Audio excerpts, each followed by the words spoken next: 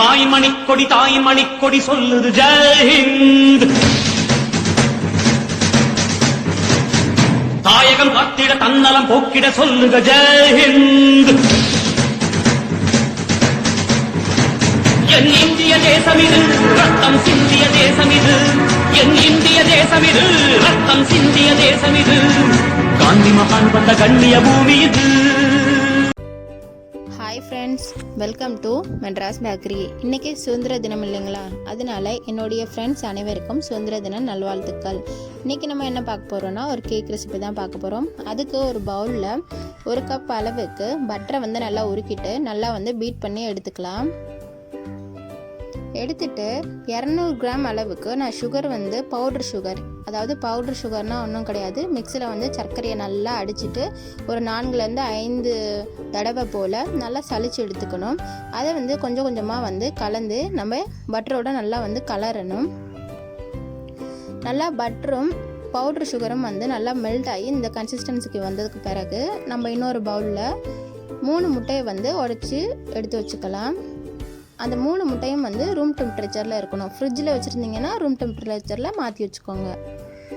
மாற்றி வச்சுட்டு நல்லா பீட் பண்ணி எடுத்துக்கணும். உங்கள்கிட்ட விஸ்க் இருந்தால் அதில் பீட் பண்ணி எடுத்துக்கோங்க.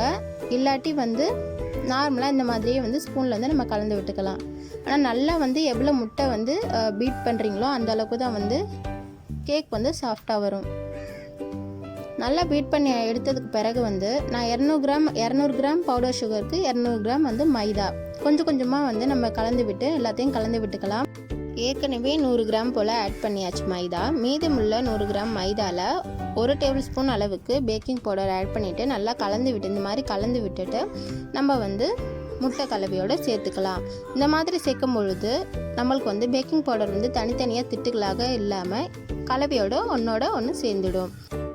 நல்லா முட்டை மைதா இதெல்லாம் நல்லா ஒன்றோட ஒன்று கலந்ததுக்கு பிறகு நம்ம ஏற்கனவே பட்டரில் பவுடர் சுகர் நல்லா நம்ம மெல்ட் பண்ணி வச்சுருவோம். அதை ரெண்டுத்தையும் ஒன்று சேர்த்து நல்லா இந்த மாதிரி திக் கன்சிஸ்டன்சிக்கு நல்லா பீட் பண்ணி எடுத்துக்கணும்.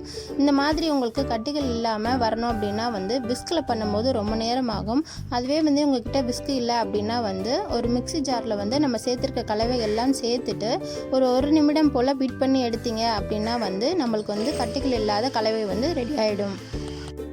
அவ்வளோதான், நம்மளுக்கு தேவையான பேட்டர் ரெடி ஆயாச்சு. இப்போ நான் ஒரு கேக் டின்னில் லைட்டாக பட்டரை தடவிட்டு மைதா இருக்குது இல்லைங்களா, அதை டஸ்ட் பண்ணி எடுத்துக்க போகிறேன். பட்டர் பேப்பர் இல்லைன்னா நீங்கள் இந்த மாதிரி யூஸ் பண்ணிங்கன்னா உங்களுக்கு கேக் டின்னில் கேக் ஒட்டாமல் வரும்.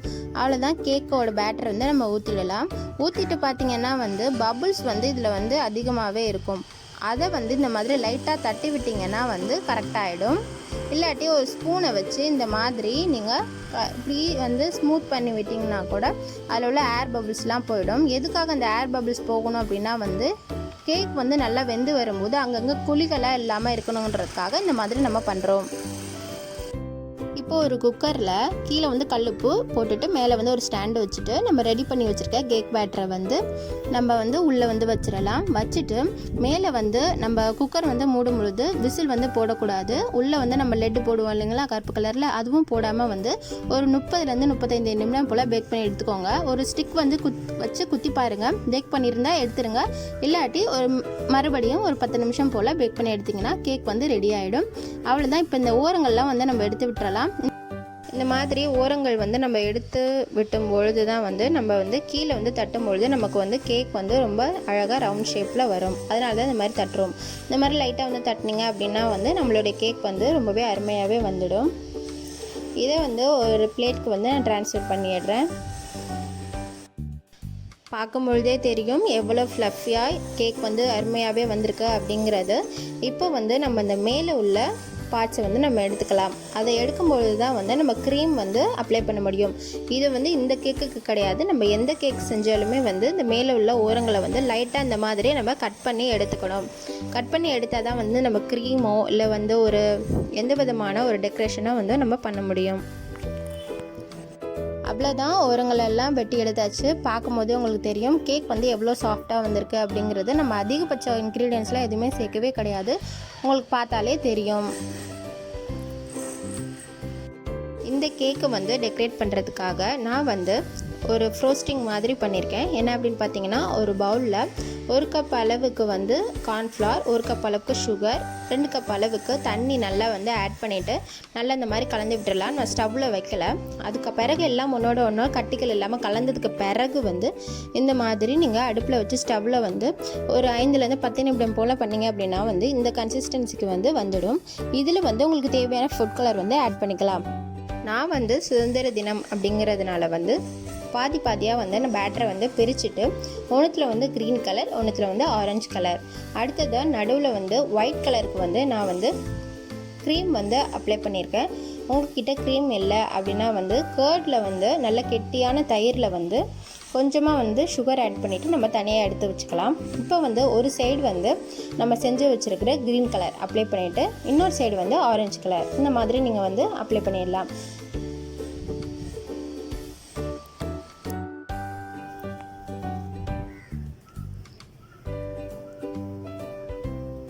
நடுவில் வந்து நான் சொன்னது மாதிரி நான் வந்து விப்பிங் க்ரீம் வந்து நான் இந்த மாதிரி ஜூஸி கன்சிஸ்டன்சியில் ஆட் பண்ணியிருக்கேன். வேணும்னா உங்களுக்கு க்ரீம் இல்லை அப்படின்னா வந்து கேர்டில் வந்து நீங்கள் வந்து லைட்டாக சுகரை கெட்டியான தயிரில் ஆட் பண்ணிவிட்டு இந்த மாதிரி கலந்து ஆட் பண்ணிக்கலாம்.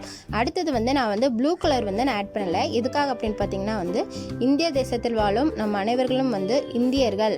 நம்ம வந்து பார்க்கும் பொழுது வந்து நம்ம வந்து இனத்தால் மதத்தால் அனைவரும் வந்து நம்ம ஒன்றோடு ஒன்று கலந்து வாழ்பவர்கள் அப்படிங்கிறத ஒருமைப்பாடோடு நான் குறிக்கணும் அப்படின்றதுக்காக தான் வந்து நான் ரெட் கலரில் வந்து நான் டெக்கரேட் பண்ணியிருக்கேன். நம்ம வந்து ஜாதி, மதம், இனம், வேறுபாடு இதெல்லாம் வந்து பார்க்காம ரத்தத்தினால் நம்ம எல்லாம் வந்து ஒருவரே அப்படின்றத குறிக்கிறதுக்காக நான் டினோ பண்ணியிருக்கேன். வாழ்க தமிழ், வளர்க தமிழ். நம்மளோட சேனல் உங்களுக்கு பிடிச்சிருந்துச்சு அப்படின்னா வந்து உங்களுக்கு மோர் ரெசிபீஸ்லாம் உங்களுக்கு பார்க்கணும் அப்படின்னா வந்து மறக்காமல் நம்மளோட சேனலை சப்ஸ்கிரைப் பண்ணிடுங்க. பக்கத்தில் உள்ள பெல் பட்டனை ப்ரெஸ் பண்ணிங்க அப்படின்னா தான் வந்து நான் போடுற நியூ வீடியோஸ் உங்களுக்கு அப்டேட் கிடைக்கும். தொடர்ந்து இணைந்திருப்போம். இது உங்கள் Madras bakery channel with signing off Anbarasi. Bye friends.